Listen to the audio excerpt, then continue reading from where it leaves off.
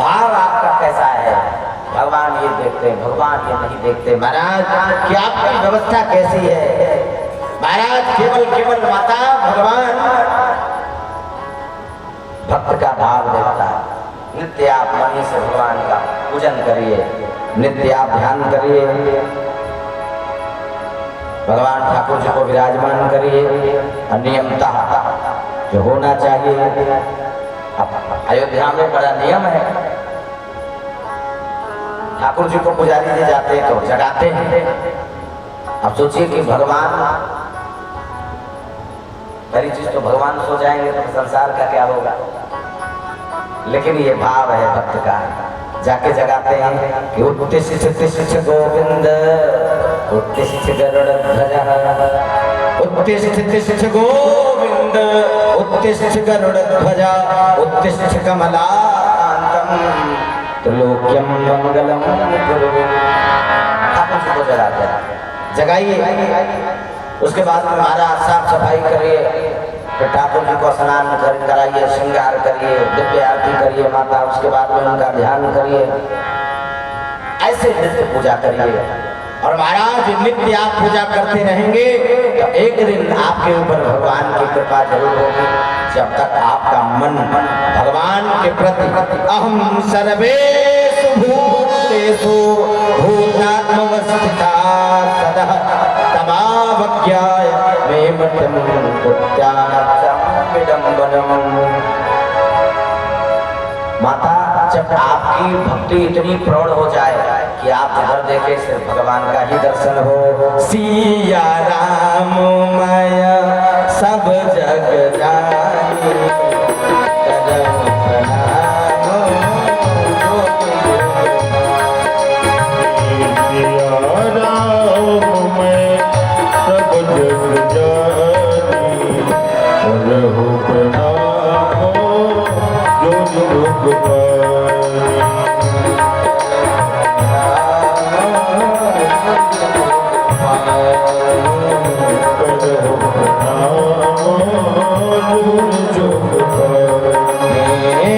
हरि व्यापक सर्वत्र समान, हरि व्यापक सर्वत्र समाना,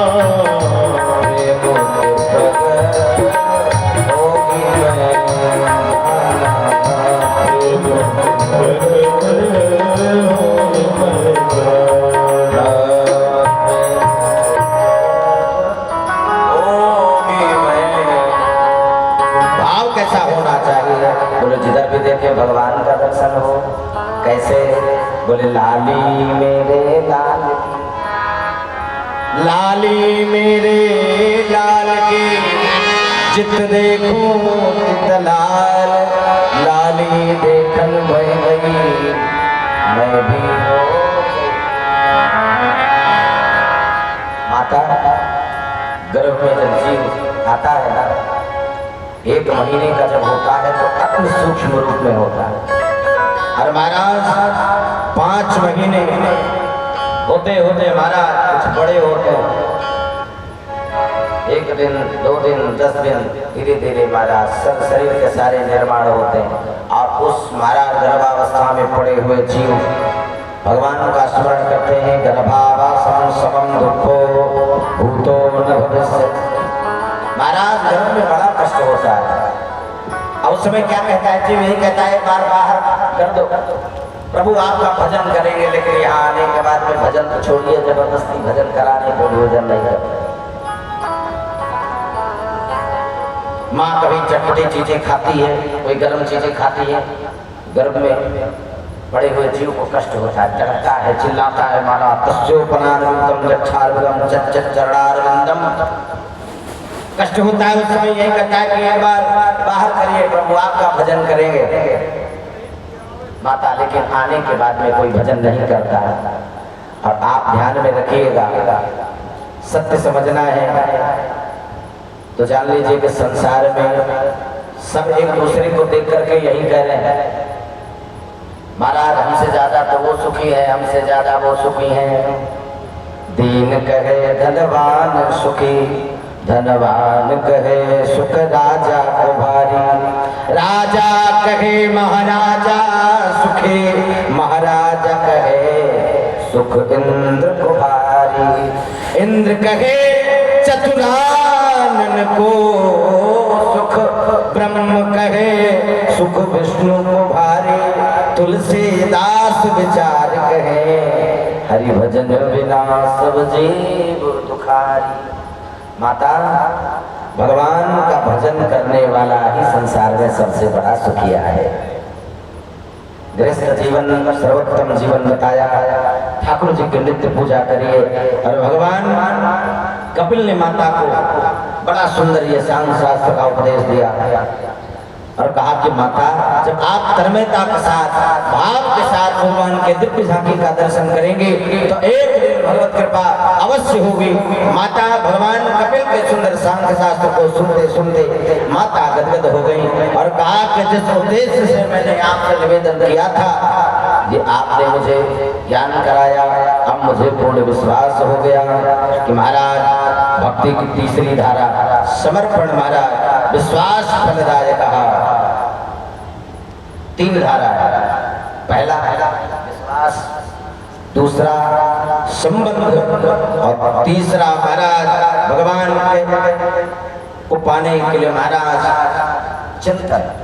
तीनों चीजें जब आपकी प्रौढ़ होंगी तो भगवान का दर्शन अवश्य होगा। माता ने कहा कि प्रभु एक बात बताइए, भगवान का भजन जीव करता है, भगवान सारे जीव के कल्याण के लिए प्रकट होते हैं। किसी को श्लोक आता है, कोई बिना श्लोक के करता है, तो भगवान कहते हैं कि माता श्लोक गलत कहता है कि सही कहता है, मैं नहीं देखता। मैं तो देखता हूँ उसका भाव कैसा है। जिसको जानकारी नहीं वो कहता है विष्णाय नमः, विष्णाय नमः। और जो पढ़ा लिखा वो क्या कहता है, विष्णवे नमः, विष्णवे नमः। क्या करें, बोले कुछ नहीं, भाव देखता है, प्रेम से भाव से कीर्तन गाओ। अब कितना कीर्तन जितना जोर से गाएंगे, जितना कीर्तन स्वर लहरी में गाएंगे, भगवान को उतना ही आनंद आएगा। और महाराज आपका मन भगवान के प्रति उतनी ही तेजी से बढ़ेगा माता। इसलिए महाराज कीर्तन को सर्वोपरि बताया। जितना कीर्तन गाओगे कीर्तन उतना बढ़ेगा महाराज। आइए हम सभी प्रेम से गाएंगे। राम जी की जय जय, गोपाल जी की जय जय, राम जी की जय जय, गोपाल जी की जय जय।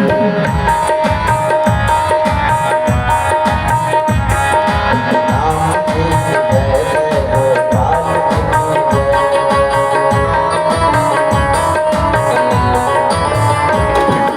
राम जी की जय जय, गोपाल जी की जय जय। राम जी की जय जय, गोपाल जी की जय जय।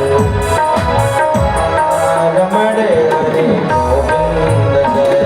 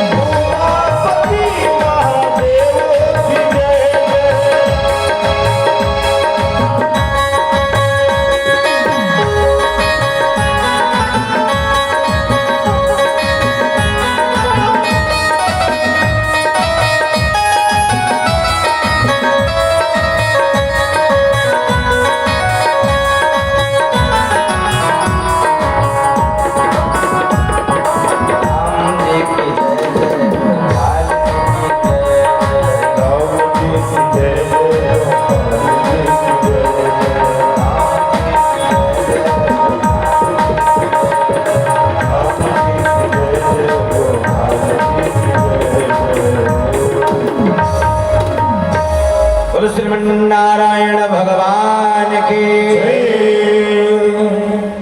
गोविंद के नाम में ये सामर्थ्य है माता कि विश्वास, संबंध और समर्पण तीनों नाम से भगवान मिलते हैं।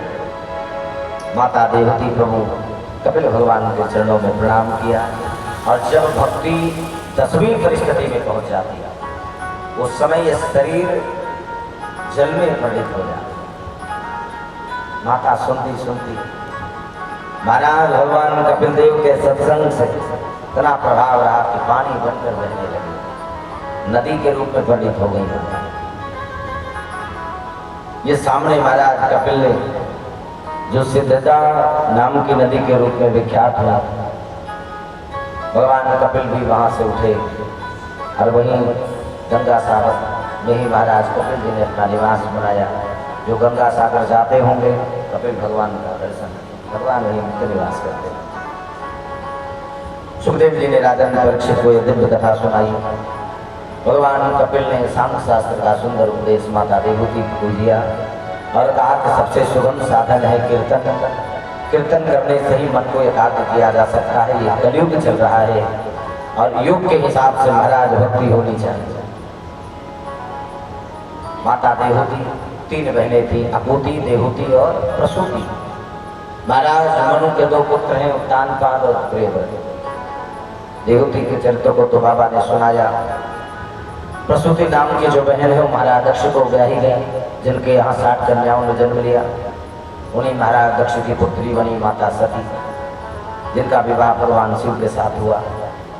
महाराज प्रसूति का विवाह दक्ष प्रजापति के साथ हुआ, जिनके यहाँ भगवान स्वयं स्वरूप में पधारे। 2 पुत्र हैं, उत्तानपाद, प्रियव्रत। उत्तानपाद का अर्थ होता है जिनके पैर महाराज धर्म कार्य में पड़े, जिनका धर्मार्थ कार्य हो, जो धर्म के प्रति की अधिक आस्था हो, ऐसे महाराज उत्तानपाद। महाराज मनु के 5 पुत्र और पुत्रियां। बाबा कहते हैं प्रिय वृत्तांतो पादो सतरूपा पते सुतो वासुदेवस्य कलया रक्षायां जगता स्थितो। महाराज प्रियव्रत, प्रियव्रत का बड़ा सुंदर अर्थ कहा। प्रियव्रत का मतलब होता है सुंदर व्रत, सुंदर प्रतिज्ञा। व्रत का मतलब प्रतिज्ञा, सुंदर प्रतिज्ञा की जाए। सोमवार, मंगलवार, बुधवार, गुरुवार इस व्रत को व्रत नहीं कहते, प्रतिज्ञा को भी व्रत कहते हैं। प्रतिज्ञा कैसी होनी चाहिए? जिस दिन व्रत पड़े उस दिन प्रतिज्ञा लेनी चाहिए कि आज से महाराज हमारे जो अच्छे गुण नहीं है, जो अवगुण है, इनका आज से हम त्याग करते हैं। ये प्रतिज्ञा लेकर के व्रत करना है। जिसने सुंदर प्रतिज्ञा करी ऐसे महाराज प्रियव्रत जी, और इन्हीं उत्तानपाद के घर में श्री ध्रुव जी महाराज पधारे। महाराज उत्तानपाद की पत्नी का नाम है सुनीति। सुनीति का अर्थ ही सुंदर नीति, जिसका सुंदर विचार हो। जो महाराज वो कहते हैं ना कि ना गृहम गृह विद्या गृहणाम गृह मोक्षते। महाराज घर को घर नहीं कहते, घर में रहने वाली जो गृह लक्ष्मी है उसको घर कहते हैं। अगर गृह लक्ष्मी धर्मार्थ काम में आ गए हैं तो समझ लीजिए आपके ऊपर विशेष कृपा है भगवान। वो चाहे तो स्वर्ग बना दे घर, और वही चाहे तो पूरे घर को नरक बना दे। दोनों चीजें हैं। महाराज गृहिणी को ही घर कहते हैं। धन्य है भगवान। सुखदेव जी राजा परीक्षित से कहते हैं कि सुनीति जिसकी सुंदर नीति हो। लेकिन कभी कभी क्या होता है कि ये नेत्र, ये चक्षुएं और ये मन, चक्षुएं देखती हैं, मन विचार करता है, फैसला लेता है, और फिर महाराज जो मन करेगा उसी पे हम चल देंगे, ऐसा नहीं है। यही तो अभी माता देवकी से भगवान कपिल जी ने कहा, मन जो कहेगा वही करेंगे, ऐसा नहीं है। मन जो कहेगा वो नहीं करेंगे, जो हमारे लिए अच्छा होगा और सदा के लिए अच्छा होगा हम वही करेंगे। महाराज एकदा सुरचे पुत्र कामरंग लालयन। महाराज रुचि के प्रेम में महाराज एक बार दूर कहीं शिकार के लिए गए, वहां सुरुचि नाम कन्या से गंधर्व विवाह किया, लेके आए।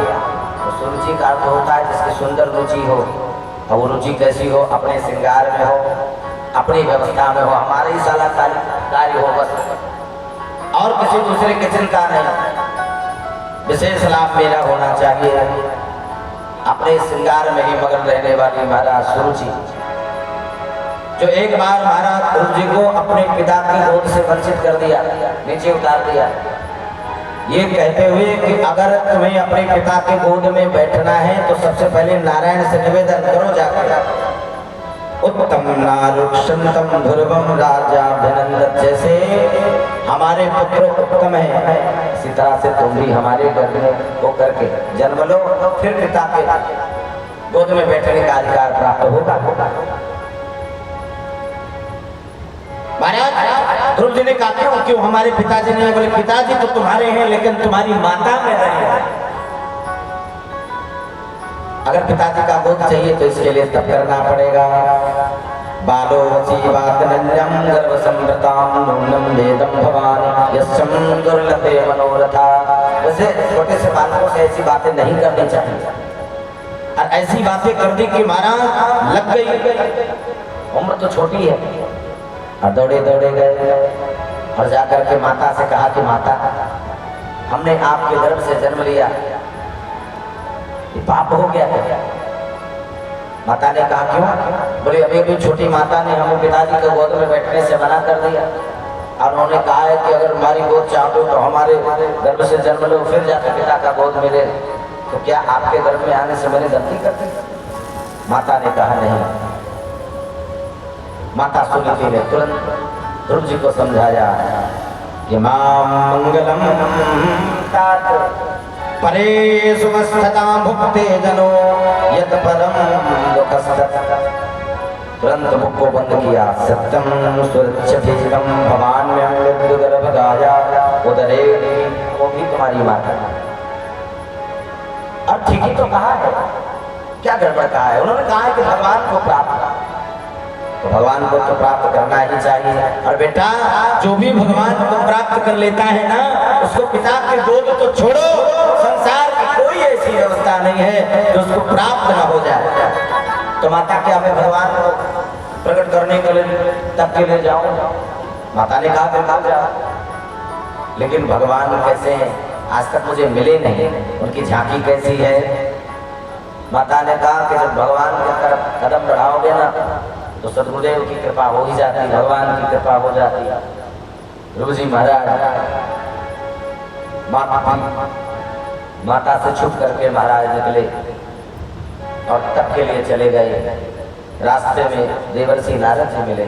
नारद जी ने ध्रुव जी को देखा तो हर कोई आश्चर्य में पड़ जाएगा कि भाई इतनी छोटी सी उम्र में हो गई, जंगल में तप के लिए जा रहे हो, डर नाम की चीज नहीं है, अरे जानवर कोई खा जाएगा क्या करोगे?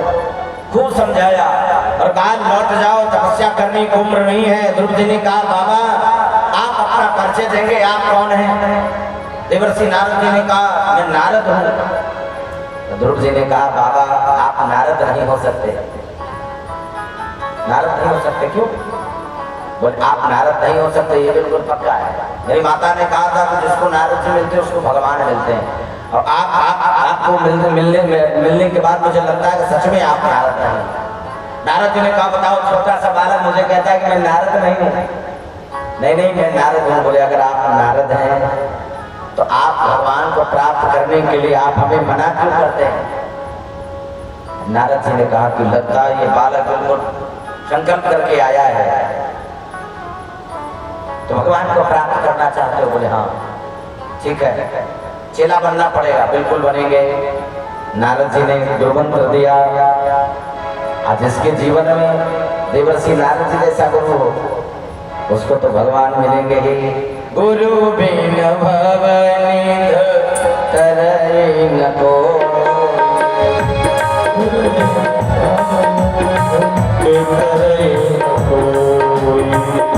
जो बिरंच संकर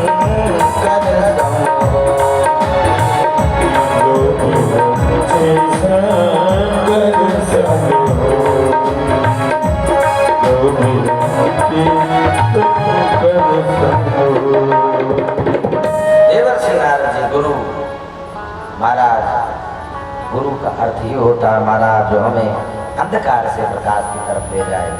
देवर्षि नारद जी का दर्शन हुआ, प्रहलाद जी को द्वादश अक्षर मंत्र बताया, जप करते हैं। तपस्या बड़ी प्रौढ़ है।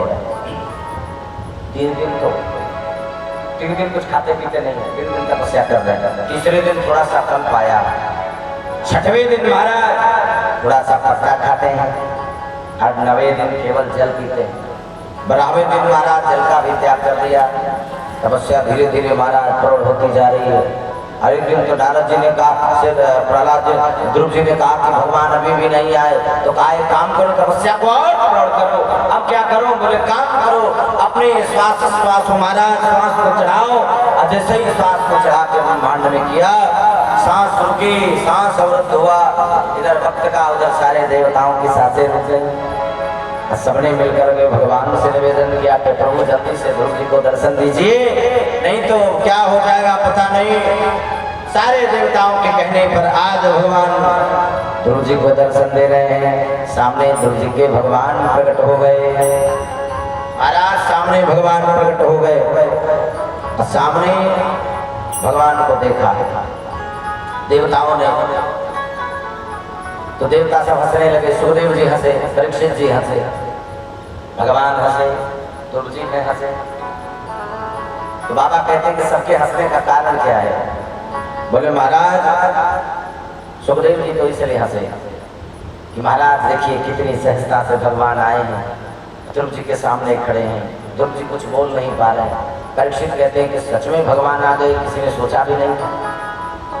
देवता हंस रहे हैं कि इतना मौका मिला है, ध्रुव जी को कुछ मांगते नहीं है, तक हम मांगने की लिस्ट बना देते। महाराज कुछ नहीं बोले। कुछ नहीं बोलते, कुछ नहीं मांगते। अब ध्रुव जी हंस रहे हैं इसलिए कि भगवान हमारे सामने प्रकट हो गए, हमें क्या करूं, भगवान से क्या मांगूं। अब हमारे तो कुछ समझ में नहीं आता, भगवान से कैसे कहूं कि मुझे पिताजी की गति चाहिए। भगवान कह के बताओ, सब लोग भगवान की भक्ति चाहते हैं, और महाराज इनको तो पिताजी की गति चाहिए, और मैं कौन सी स्तुति करूं, मुझे कुछ नहीं आता। भगवान ने कृपा कर दी, जिसके ऊपर भगवान